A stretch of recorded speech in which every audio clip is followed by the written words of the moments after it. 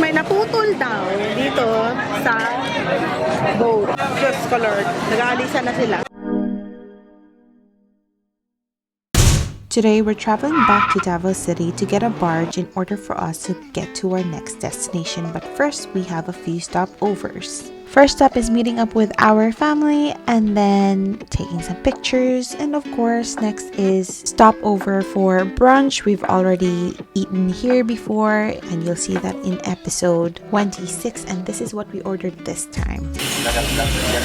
Nakbet, pangganisa, ano yan? Beef steak, rice, bok choy, adobo again because I love it, at saka puto maya. Tikman natin itong bok choy. Ang kulang po. Kaya mo, kalamansi. Ano kalamansi?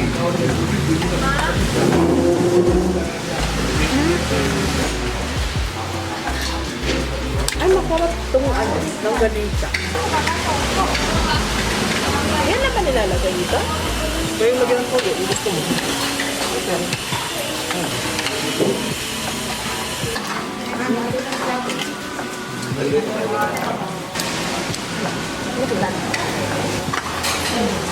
Gusto kayo nung ganito. Di ba paklayo ang nila? Oo, Amparo. Ay! This is putumaya. It's not what I expected. Ano to? Paano to? Paano yung ganyan? Akin na, bebe. Sapulan kita. Bebe, Peps. Ganyan, Peps, oh. Sapul.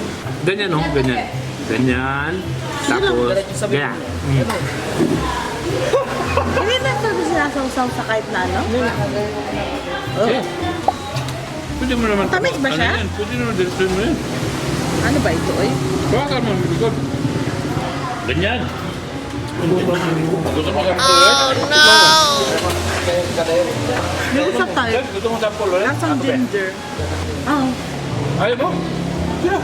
lasang ginger. Ako yan, oh. Bibingka, mainit-init pa. Ang sarap! Chicken lang. It's the real deal.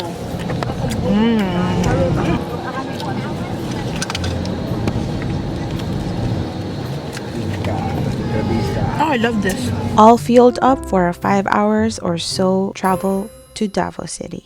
Going to Samal Island.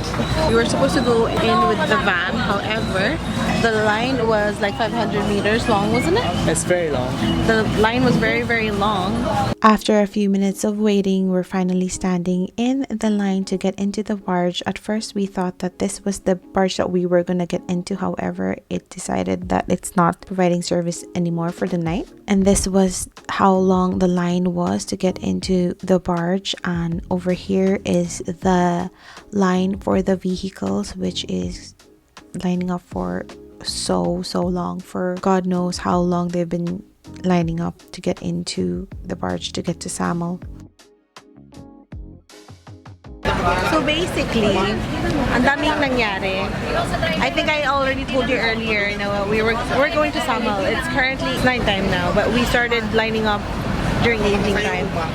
We were meant to be in a van, however, the line for the cars is like 500 meters long.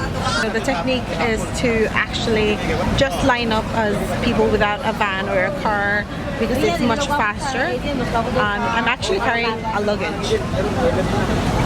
So that's what we did. Or, you can be here early and avoid all this line, all this queue. Yeah, and then we just had a little bit of waiting time. We waited for 20 minutes for another boat to send because the first boat that I showed you earlier, It's a ship, mate. or a ship that I showed you earlier, it was actually parked. Like he's not doing any more services. So this boat here was doing service, so we waited for this boat or ship, whatever. So, Bullshit. Yeah. Bullshit. Yeah, so we're sitting at the very front of the ship.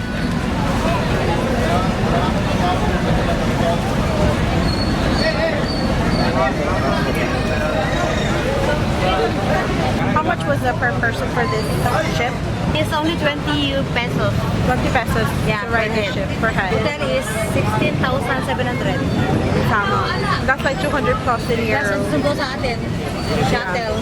The shuttle is 1,300. 300. So much expenses. These are the vehicles and people that needed to use the barge to get to Samal. Majority of these people, guys, they work in Davao City and need to travel by sea in order to get to work and to get home. This was the moment where they tried to lift up the back gate of the barge, but they couldn't and realized something was wrong. May naputol daw dito sa boat. Ano na kaya yun? Just colored. Nag-aalisan na sila. Oh, diba? Pawis is real. Sabi naman nila putol na naman or something. Paalisin na naman tayo dito. Kasi masyadong mabigat. Struggle talaga. Punong-puno yung boat actually. After we moved to a different barge, we then set sail to Samal Island. So we finally arrived here in our hotel. It is called the Villa Amparo. Guys, this was filmed in January, so the Philippines still had Christmas decorations. That was quite a stressful travel from Davao to Samal. As you can see, something happened in the boat. Yeah, something snapped and everybody had to be kicked out of the boat and moved to the next boat that I just showed you earlier. And then it was only 5 minutes travel and that was it. The hotel gave us a van so we could get here. It costed like 1,300 and we waited for quite some time. Yeah, so now we're finally here after all that stress and I cannot wait to get changed and we're gonna go swimming. And they have this welcome juice. May welcome juice pa. May welcome puto pa from my tito Manong. So I'll just give you guys a little bit of a tour on the reception area. This is the pool during nighttime. It looks so nice and enticing. After getting our bedroom sorted, we had to ride this little jeep to get to the beach areas. It's not too far, however, the ground is very steep, so it is exhausting to go up and down that steep hill. So the hotel provides this little jeep as a mean of transport. So apparently their swimming pool closes at 9 p.m. Their beach doesn't have any closing time, but they won't have any lifeguard at nighttime. Ay, wow, kalapit! The beach is just open. Ang room, kalayo. While we were waiting for our food, we decided to explore the little boardwalk that they had. It was so beautiful. They had the Christmas lights on, there were music, the air was fresh, it was windy, but not too windy. It was cool, it wasn't too hot, and I just really loved the vibes here. So we also took some pictures, of course. And for our dinner, we're having some skewers and rice with a little bit of salad with it and some juice. I don't know if this is chicken or pork, but whatever it is, it was divine. It was so yummy. Nice. It's bursting with flavor. Wala pa lang Puto? Ikaw lang mo pumutok. Naputol daw. Kadalawa yun. Kaya katong una kay dili na dahil siya malarga. Yung unang boat na nakita natin, yung ship, nag-park na. Gusto yun po. Gusto nyo? Maraming ulam. After we had our dinner, we changed into our swimming gears and we went on a night swimming.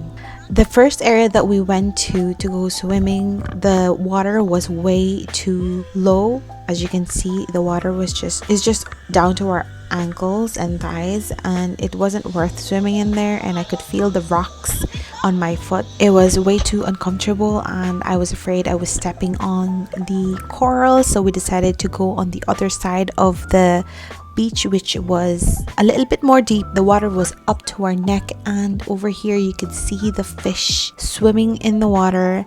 Their scales were shiny and glimmering, and it was just such a beautiful experience.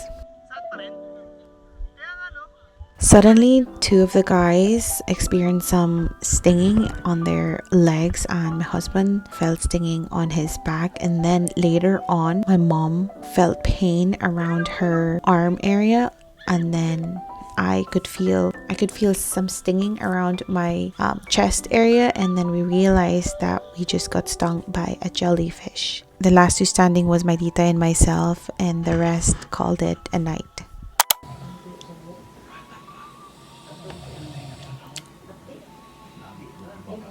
Competition sa hiligan ngayon. Nag-swimming lang kami. Maraming kumagat sa amin na mga ano, isda, mahapde, na makate. Hindi ko alam kung ano. Kaya medyo napakaga yung pagtigil namin ng pag-swimming. It's currently 12:49. Madaming isda kanina. Gusto ko sana mag-snorkel, but hindi ko talaga yung snorkel ko. But anyway, magsiswimming kami ng maaga bukas. Mga 6 a.m. So, see you tomorrow and good night.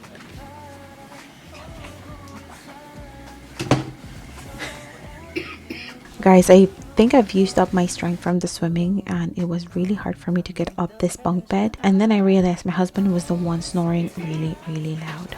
But anyways, that is the vlog for today. See you in the morning.